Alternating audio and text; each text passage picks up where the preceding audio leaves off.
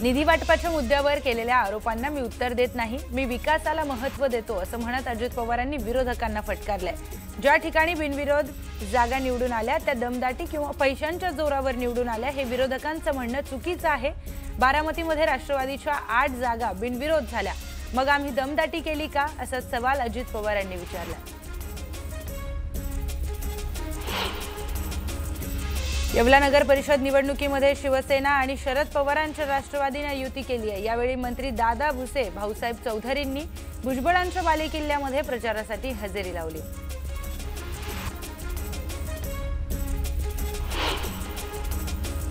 वडगाव नगर पंचायत निवडणुकीसाठी भाजपकडून श्री पोटोबा महाराज मंदिरामध्ये नारळ फोडून प्रचाराचा शुभारंभ करण्यात आला। भ्रष्टाचार मुक्त नगरपंचायतीसाठी सर्व 17 उमेदवार निवडून द्या असं आवाहन यावेळी भाजप प्रदेशाध्यक्ष रवींद्र चव्हाण यांनी केलं।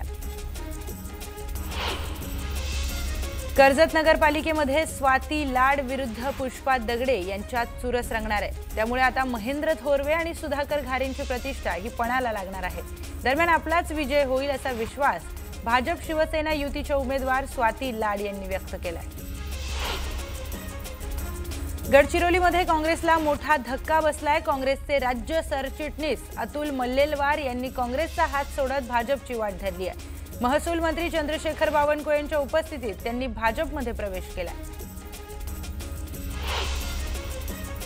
महसूल मंत्री चंद्रशेखर बावनकुळेंनी मंडप पूर्ण का नाही टाकला याबाबत विचारणा केली, तेव्हा जिल्हाध्यक्षांनी खर्चाचं बजेट कमी असल्याचं सांगितलं। तेव्हा निवडणूक आयोगाला आपण हिशेब देऊ, तुम्ही हिशोबासाठी घाबरू नका, आमच्या लाडक्या बहिणींना उन्हात बसवू नका असं म्हणत बावनकुळेंनी जिल्हाध्यक्ष रमेश बारसागडे यांचे कान टोचले। पालघरच्या वाडामध्ये एकनाथ शिंदेंच्या प्रचार सभेचं आयोजन करण्यात आलं होतं। वाडाची नगराध्यक्ष शिवसेनेची वाघीण असेल असं शिंदेंनी यावेळी म्हटलं। यवतमाळच्या पालकमंत्र्यांनी उमेदवारी अर्ज मागे घेण्यासाठी 5 ते 10 लाखांचा आमिष दाखवल्याचा आरोप शिवसेना उबाठा पक्षाचे नेते संजय देशमुख यांनी केलाय। भ्रष्टाचाराच्या पैशातून सामान्यांची फसवणूक चालू असल्याचा आरोप करत संजय देशमुखांनी संजय राठोडांवर निशाणा साधला। शिरूरची जनता आम्हालाच विकासाच्या जोरावर संधी देणार असल्याचं वक्तव्य अशोक पवारांनी केलंय। शिरूरमधून शरद पवारांच्या राष्ट्रवादीकडून अलका खांडरे नगराध्यक्षपदाच्या उमेदवार आहेत। सांगोल्यामध्ये भाजपच्या उमेदवार मारुती बनकरांसाठी प्रचाराची सुरुवात झाली आहे। पालकमंत्री जयकुमार गोरेंच्या नेतृत्वामध्ये पदयात्रा काढून प्रचाराचा शुभारंभ करण्यात आला। पंढरपूर नगर परिषदेच्या निवडणुकीमध्ये 133 उमेदवार नगरसेवक पदासाठी रिंगणात आहेत, तर नगराध्यक्ष पदासाठी 5 उमेदवार हे रिंगणात आहेत। दरम्यान कुणाचा विजय होणार हे पाहणं महत्त्वाचं ठरणार आहे। संगमनेरमध्ये बाळासाहेब थोरातांच्या उपस्थितीत प्रचार कार्यालयाचं उद्घाटन करण्यात आलं। दरम्यान थोरातांनी गेल्या 40 वर्षांमध्ये विकासाचा पाढा वाचत विरोधकांवर टीका केली आहे। बुलढाण्याच्या खामगावमध्ये नगरपालिका निवडणुकीमध्ये महायुतीचे तिन्ही पक्ष स्वतंत्र लढतायत। आज शिवसेनेकडून प्रचाराचा शुभारंभ करण्यात आला। शिवसेनेकडून अश्विनी माळवंदेंना उमेदवार आहेत। उपमुख्यमंत्री अजित पवारांनी माजलगावमध्ये कार्यकर्त्यांशी संवाद साधला। यावेळी निवडणुकीच्या तयारीचा अजित पवारांनी आढावा घेतला।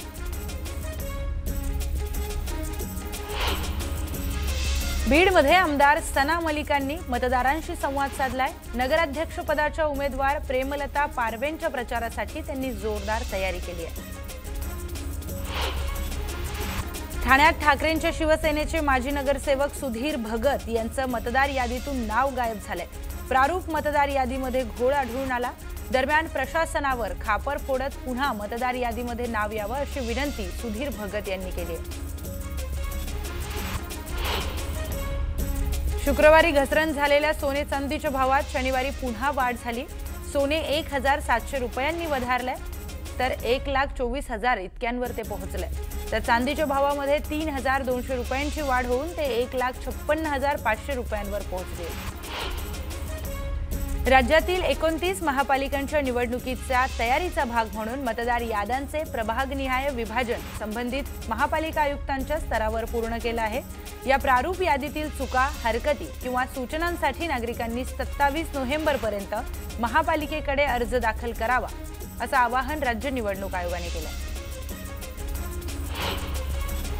नगरपंचायत, नगरपरिषद आणि जिल्हा परिषदा महापालिका निवडणुकीमध्ये भक्कमपणे लढण्यासाठी शिंदे सेनेने पक्षातील ज्येष्ठ नेते, खासदार आणि आमदारांची जिल्हा संपर्क प्रमुखपदी नियुक्ती केली आहे। निवडणूक कार्यक्रम पूर्ण होईपर्यंत संपर्क प्रमुखांनी त्यांच्या जिल्ह्यातच थांबावं, असे निर्देशही पक्षाचे मुख्य नेते व उपमुख्यमंत्री एकनाथ शिंदे यांनी दिले आहेत।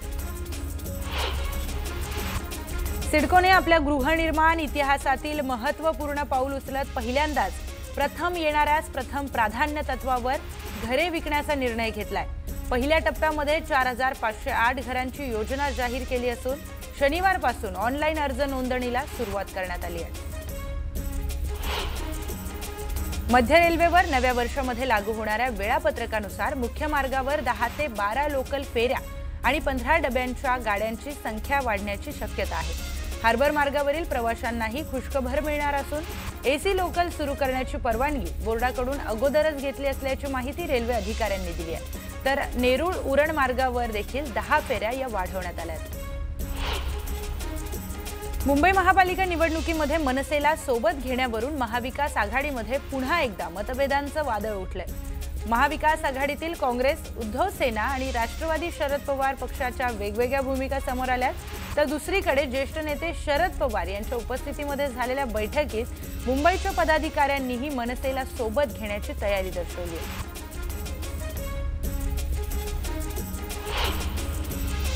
महाराष्ट्राच्या सत्तेत तिन्ही पक्ष एकत्र असले तरी स्थानिक स्वराज्य संस्थांच्या निवडणुकीमध्ये तळागाळात वेगळी परिस्थिती पाहायला मिळते। छत्रपती संभाजीनगर जिल्ह्यामध्ये शिंदे सेनेचे सर्वाधिक आमदार आहेत, त्यामुळे आमचाच उमेदवार असायला हवा असा त्यांचा आग्रह आहे। जिल्ह्यामध्ये 60 ठिकाणी निवडणूक होत असून सर्वाधिक ठिकाणी भाजप आणि शिंदेंची शिवसेना ही आमने-सामने आहे।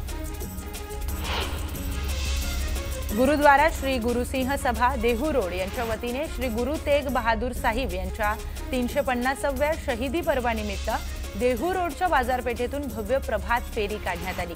या प्रभात फेरीमध्ये परिसरातील शीख बांधव मोठ्या संख्येने सहभागी झाले होते। छत्रपती संभाजीनगरच्या 7 हिल उड्डाणपुलावर 3 वाहनं एकमेकांवर आदळल्यानं विचित्र अपघात झाला। एका भरधाव वेगाने जाणाऱ्या कार चालकानं अचानक ब्रेक दाबल्याने हा अपघात झाला। या अपघातामध्ये 5 वर्षाच्या चिमुकल्याचा मृत्यू झालाय। पैठणच्या कडेठाण गावात मुलानं वडिलांची हत्या करत मृतदेह घरातच पुरल्याची धक्कादायक घटना समोर आली आहे। दोघांमध्ये होणाऱ्या सततच्या वादातून ही हत्या करण्यात आली। जळगावमध्ये 4 दिवसीय राज्यस्तरीय कृषी महोत्सव पार पडला। यावेळी उत्तर महाराष्ट्रातील शेतकऱ्यांचा गौरव करण्यात आला। या महोत्सवामध्ये शेतकऱ्यांनी नवनवीन तंत्रज्ञानाबाबत माहिती दिली आहे।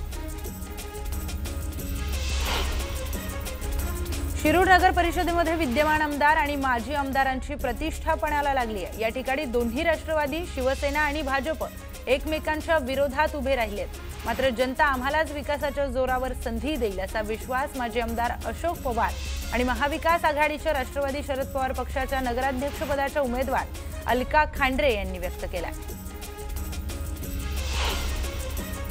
सांगलीच्या तासगाव नगर परिषदेमध्ये माजी खासदार संजय काका पाटील यांनी वंचित बहुजन आघाडीसोबत युती केली आहे। स्वाभिमानी विकास आघाडीच्या माध्यमातून ही निवडणूक लढवली जाते। मध्य रेल्वेच्या बदलापूर वांगणी दरम्यान सलग 12 दिवसांचा विशेष ब्लॉक घेण्यात आलाय। 22 नोव्हेंबरच्या मध्यरात्रीपासून दररोज रात्री 2 ते 3.5 असा 1.5 तासांचा विशेष पॉवर ब्लॉक सुरू झालाय। 4 डिसेंबरपर्यंत हा ब्लॉक असणार आहे। मागील काही वर्षांपासून नवी मुंबईतील सर्व गणेशोत्सव मैदानात साजरे केले जात आहेत। मात्र आगामी महापालिका निवडणुकांमुळे जानेवारी महिन्यामध्ये आलेली माघी गणेशोत्सव रद्द करण्याचे अजब आदेश महापालिकेने दिलेत। महापालिकेच्या या निर्णयामुळे गणेशोत्सव मंडळाच्या पदाधिकाऱ्यांमध्ये मात्र नाराजी पसरली आहे।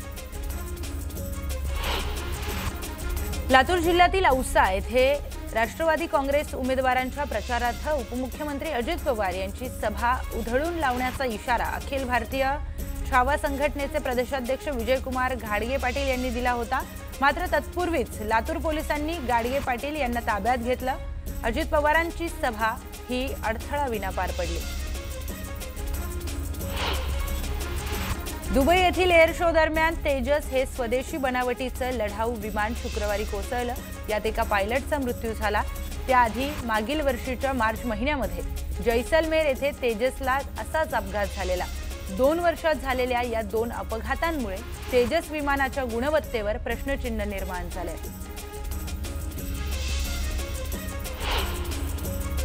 मुंबई महानगरपालिकेने जाहीर केलेल्या प्रभाग आरक्षणावरून 129 हरकती सूचना दाखल करण्यात आल्या आहेत। यावर आता पालिका सुनावणी घेऊन 28 नोव्हेंबर रोजी अंतिम आरक्षण विहित नमुन्यांमध्ये सादर करण्यात येणार आहे।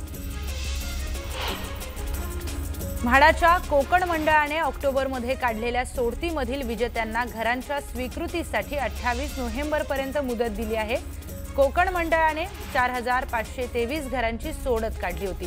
त्यापैकी 2176 अर्जदारांनी घरे स्वीकारली आहेत, तर 514 अर्जदारांनी अजूनही घरे स्वीकारली नाहीत। तर एक ब्रेकिंग न्यूज समोर येते। काँग्रेस प्रदेशाध्यक्ष हर्षवर्धन सपकाळ यांनी मुख्यमंत्री फडणवीसांवर जहरी शब्दात टीकास्त्र सोडले। परभणीतील जाहीर सभेत सपकाळ यांनी ही टीका केली। महाराष्ट्रामध्ये जातीपाती भांडण लावणारा आका अशा शब्दात त्यांनी फडणवीसांवर टीका केली आहे।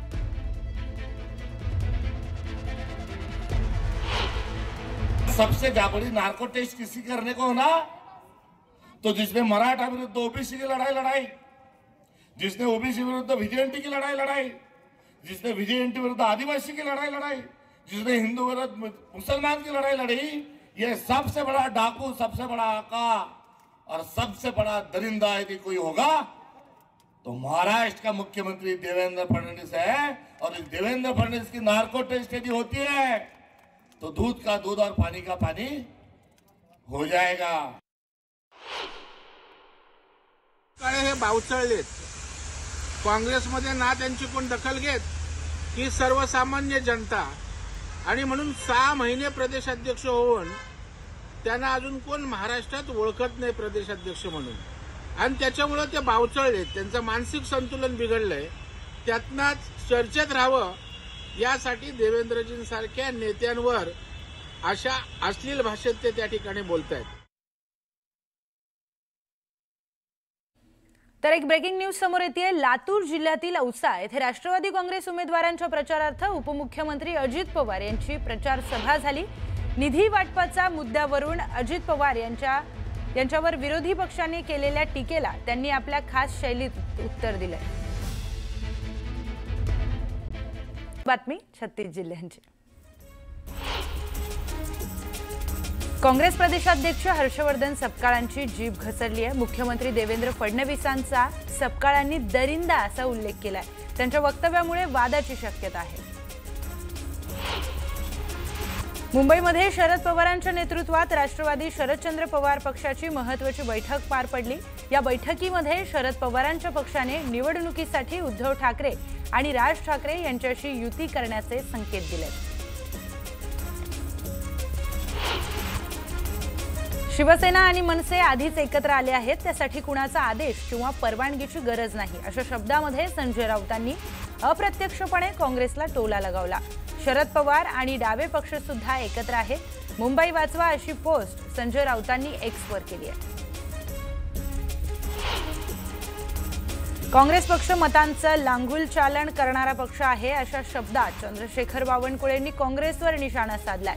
बिहारच्या निवडणुकीमध्ये वेगळा नारा दिला आणि आता मुंबईसाठी वेगळा नारा देणारा काँग्रेस पक्ष मतांचं लांघुल चालन करतोय असं बावनकुळे म्हणाले। उपमुख्यमंत्री एकनाथ शिंदे यांच्या दिल्ली दौऱ्यानंतरही भाजपबद्दलची शिंदेंच्या मंत्र्यांची नाराजी कायम असल्याचं कळतंय। धाराशिव येथील कौटुंबिक विवाह सोहळ्यामध्ये मुख्यमंत्री देवेंद्र फडणवीस यांची भेट परिवहन मंत्री प्रताप सरनाईकांनी टाळली। पालकमंत्री म्हणून प्रोटोकॉलनुसार मुख्यमंत्री यांची भेट घेणं आणि स्वागत करणं गरजेचं असताना देखील त्यांनी ही भेट टाळली आहे। हैदराबादमध्ये 2 माओवादी नेत्यांसह 37 माओवाद्यांनी आत्मसमर्पण केलंय। तेलंगणाचे पोलीस महासंचालक शिवधर रेड्डींसमोर माओवाद्यांनी आत्मसमर्पण केलं। माओवादी संघटनेला हा मोठा हादरा मानला जातोय। तर आत्मसमर्पण केलेल्या अप्पासी नारायण आणि आझाद या माओवाद्यांवर प्रत्येकी 1 कोटींचं बक्षीस होतं। पिंपरी चिंचवड महापालिकेने घेतलेल्या कर्जाची चौकशी करण्याचे आदेश देण्यात आले। तत्कालीन आयुक्त शेखर सिंग यांनी अतिरिक्त आयुक्त प्रदीप जांभळे पाटलांच्या काळामध्ये 22,000 कोटींचं कर्ज घेण्यात आलं। या कर्जातून पालिकेला कर्जबाजारी केल्याची तक्रार नामदेव जाधवांनी केली आहे। यामुळे नगर विकास विभागाने चौकशीचे आदेश देखील दिलेत। पुणे कृषी उत्पन्न बाजार समिती आणि यशवंत सहकारी साखर कारखान्याचे बनावट कागदपत्र तयारी केल्याचं समोर आलंय। यातून शासनाची फसवणूक केल्याचा आरोप करण्यात आलाय। पोलिसांकडून याबाबत अधिकचा तपास सुरू आहे। चंद्रपूर जिल्ह्यात दिव्यांगांना UDID देण्यासाठी प्रशासनाने उपक्रम सुरू केलाय। नोंदणी झाल्यानंतर दिव्यांगांना ओळखपत्र देण्यात येणार आहे। त्यामुळे दिव्यांगांना विविध योजना मिळण्यास मदत होईल। केंद्रीय आरोग्य आणि कुटुंब कल्याण मंत्रालयाच्या अखत्यारीतल्या राष्ट्रीय एड्स नियंत्रण संस्थेद्वारे घेण्यात आलेल्या राष्ट्रीय पातळीवरील आढाव्यामध्ये काळजी आधार आणि उपचार सेवा प्रदान करण्यासाठी देशातील सर्वोत्तम राज्य म्हणून महाराष्ट्र राज्यास सन्मान मिळालाय। महाराष्ट्र राज्य एड्स नियंत्रण संस्थेला विजयवाडा येथे आयोजित केलेल्या केंद्रीय समारंभामध्ये हा प्रतिष्ठित पुरस्कार मिळाला। शाळा महाविद्यालयातील विद्यार्थ्यांना आपत्कालीन प्रसंगी मदत मिळावी यासाठी एसटी महामंडळाने मदत वाहिनी क्रमांक उपलब्ध केला आहे। राज्य शासनाच्या समाज कल्याण विभागाकडून मानव विकास निधी अंतर्गत राज्याच्या दुर्गम आणि आदिवासी बहुल भागामध्ये शालेय विद्यार्थिनींना प्रवासी सेवा देण्यासाठी मानव विकास बस उपलब्ध आहेत। पुण्याच्या शिरूर नगर परिषदेमध्ये महायुतीत बिघाडी झाली आहे। दरम्यान आम्ही महायुतीसाठी प्रयत्न केला, मात्र सहयोगी पक्षांनी प्रतिसाद दिला नाही, अशी खंत राष्ट्रवादीचे आमदार माऊली कटके यांनी व्यक्त केली आहे। नायगाव BDD चाळ पुनर्विकास प्रकल्पाच्या पहिल्या टप्प्यातील 864 रहिवाशांना नव्या घराची चावी वाटप करण्यासाठी मुख्यमंत्र्यांनी सुरुवातीला 12 नोव्हेंबरची तारीख निश्चित केलेली, मात्र काही कारणास्तव ऐनवेळी हा कार्यक्रम रद्द करण्यात आला। आता 10 दिवस उलटून गेले तरी चावी वाटपासाठी मुख्यमंत्र्यांकडून नवी तारीख अजून मिळाली नाही। त्यामुळे नव्या घरांचा ताबा कधी मिळणार याकडे BDD वासीय आशेने डोळे लावून बघतात। महारेराने घर खरेदीदारांच्या नुकसान भरपाईच्या वसुलीसाठी उच्च न्यायालयाच्या निर्देशानुसार कार्यप्रणाली जाहीर केली आहे। पहिल्यांदाच पुरेशी संधी देऊनही नुकसान भरपाईची रक्कम वेळेत न देणाऱ्या विकासकाची प्रकरणे प्रधान नगरी दंडाधिकाऱ्याकडे पाठवली जाणार आहेत। त्यामुळे संबंधित विकासकाला 3 महिन्यांपर्यंतचा कारावास होऊ शकतो।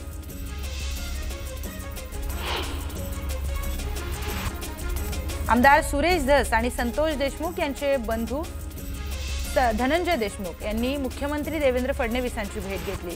संतोष देशमुख हत्येच्या तपासासंदर्भामध्ये आणि मनोज जरांगेंना सुरक्षा देण्याबाबत या भेटीमध्ये चर्चा झाल्याची माहिती आहे। भाजप नेते प्रवीण दरेकरांनी शिर्डीमध्ये साईबाबांच्या समाधीचं दर्शन घेतलंय। स्थानिक स्वराज्य संस्थांच्या निवडणुकीमध्ये साईंचा आशीर्वाद पाठीशी असल्याचं दरेकरांनी म्हटलंय।